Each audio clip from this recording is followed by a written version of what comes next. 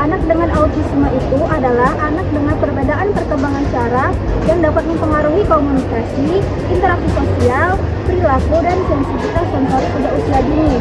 Yang perlu kita garis bawahi di sini, autisme tidak disebabkan oleh sebuah penyakit ataupun kesalahan dalam pola asuh, dan perkembangannya dapat meningkat dengan dukungan serta intervensi yang tepat. Jangan lupa share video wawancara bersama guru yang kami wawancarai. Assalamualaikum warahmatullahi wabarakatuh. Di sini saya Nizifa Yunizaka dengan Ibu Rani, guru yang mendampingi anak autis. Jadi di sini saya akan mewawancarai Ibu Rani. Jadi saya punya pertanyaan buat Ibu. Yang pertama, udah berapa tahun kira-kira Ibu mengajar anak autis? Udah 20 tahun. 20 tahun. Jadi pengalaman apa saja yang udah Ibu jalanin selama menjadi guru yang mengajar anak autis maksud saya, dan tantangannya apa aja yang Ibu hadapi pada tahun-tahun awal Ibu mengajar? Itu karena saya dari sekolah, dari lulusan pendidikan umum gitu kan, jadi agak ini sih agak kurang memahami. Cuma karena kami di sini ada pelatihan, kerja juga, sering-sering ke teman-teman gitu kan, nggak bisa. Tantangannya sebenarnya kalau anak autis itu nggak terlalu berat sih. Yang penting kita pendekatan kita kembangkan sih. Bagaimana kondisi umum siswa autis yang Ibu bimbing, termasuk dengan tingkat keparahan spektrum? Kalau yang saya dampingin ada 2 orang. Yang satu itu namanya Sakila, dia umur 8 tahun. Dan awal dia masuk kemari anaknya nggak bisa tenang, terlalu aktif gitu, nggak bisa 5 menit aja pun nggak bisa dia tenang gitu kan. Tapi udah 6 bulan sama saya udah bisa. Dan dia nggak bisa ngomong, tapi perintah ngerti. Nah yang satu ini namanya Vero, baru 6 bulan sekolah di sini, buat pelajaran baru kemarin. Dia ngomong bisa, perintah bisa, cuma anaknya nggak memahami kata. Tentang strategi pembelajaran, Ibu, biasa strategi pembelajaran apa yang paling efektif Ibu gunakan untuk siswa autis? Kalau untuk yang Sakila kan karena dia nggak bisa ngomong, kayak berhasil gitu, hasil, dan dia mengenal gambar tahu. Jadi saya pembelajarannya itu visual. Tapi kalau si Vero dia bisa baca, dia bisa menulis, ya seperti nama itu pembelajaran yang berbeda. Berarti Vero dengan Sakila berbeda. Ya sama aja perbedaannya. Bagaimana cara Ibu menyusun rencana pendidikan individual untuk setiap siswa? Rencana itu kami di sini memang udah ada ketentuannya juga. Nah itu disesuaikan dengan kemampuan anak dan pasangannya. Jadi walaupun mereka sama-sama saya gurunya, tetap beda pembelajarannya. Apa yang Ibu lakukan ketika siswanya itu mengalami tantrum atau perilaku mengganggu seperti itu? Insya Allah kalau Sakila sama Sakila nggak pernah tantrum, berlebihan sedikit. Paling tantrumnya itu dia nangis kalau Sakila. Kalau Sakila itu lebih kayak masuk ke kolong meja atau Kayak takut gitu. Itu kalau kita peluk dari belakang dan kita sayang-sayang, mereka udah tenang gitu, nggak terlalu parah sih. Bagaimana Ibu menerapkan ada reward gitu ya tepat untuk siswanya? Kalau untuk anak-anak autis mereka diberi jajanan aja itu udah seneng, atau diberi aku tepuk tangan, dibilang pinter, mereka udah merasa bangga lah mereka gitu. Apalagi Sakila tuh anaknya kalau dia siap nulis harus tos, harus bilang oke, udah gitu aja udah senang sama dia. Terus bagaimana cara mengembalikan fokus siswa tersebut jika konsentrasinya terganggu sama pembelajaran? Kalau untuk pembelajaran si Sakila itu fokusnya hanya sama satu aja. Kalau dia nggak fokus, kata aja HP di depan dia, klik aja video rekaman, dia akan fokus.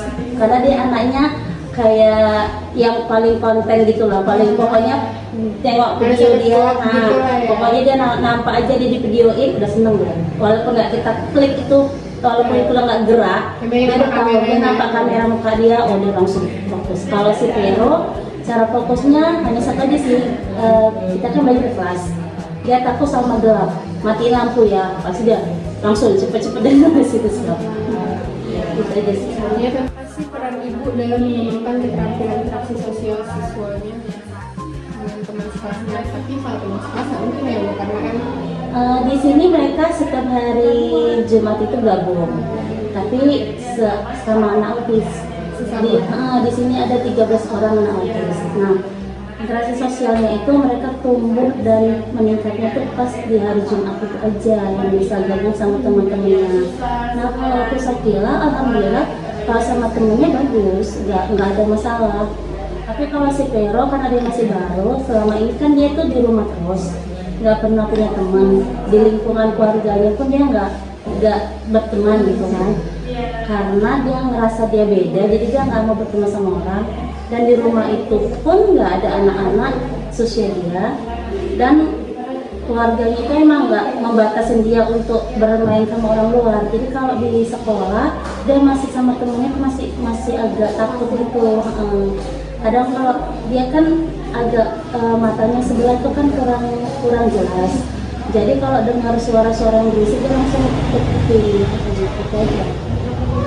bagaimana ibu melatih komunikasi verbal atau bahasa isyarat untuk siswa autisme yang sulit bicara?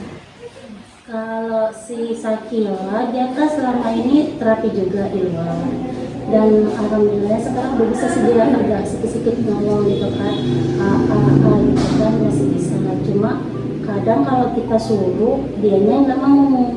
Kalau si Vero verbalnya bagus, nggak ada masalah. Bagaimana kolaborasi ibu dengan orang tua atau terapisnya dalam mendukung perkembangan siswa?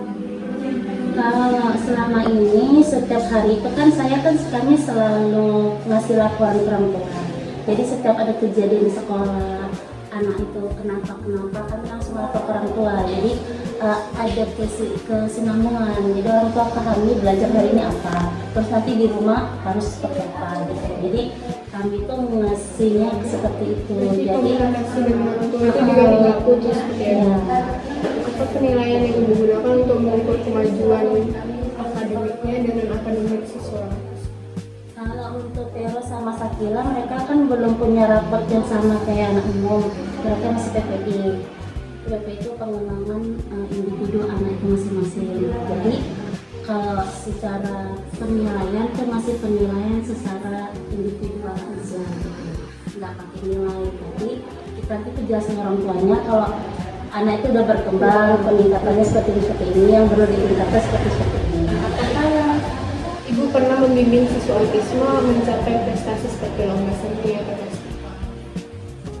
Untuk beberapa tahun ini kami nggak ada anak autis kami yang ke situ, tapi beberapa tahun yang lalu ada murid kami itu dia jadi juara harapan 3 FPQ. Dan aku udah Ini pertanyaan terakhir. Apa saran ibu bagi guru SLB autisme mengenai kesabaran, dedikasi, dan pelatihan tambahan yang diperlukan? Kalau untuk guru-guru autis pasti udah paham semua lah apa yang perlu kita pertimbangkan. Kalau untuk anak autis sebenarnya intinya satu aja sih, pendekatan ke anak, karena mereka itu ngerti kita mana yang tulus mana kita nggak tulus. Dan mereka nggak perlu juga akademi itu terlalu ditonjolkan atau harus anaknya harus baca harus ini, karena kita tahu sendiri anak autis itu bukan kayak anak umum yang kondisi moodnya itu selalu bagus setiap hari, itu nggak bisa seperti itu. Dalam satu hari itu aja kadang bisa mereka moodnya itu berantakan gitu. Jadi pelatihan itu pelatihan yang itu sebenarnya untuk pengembangan ke anak autisnya sih.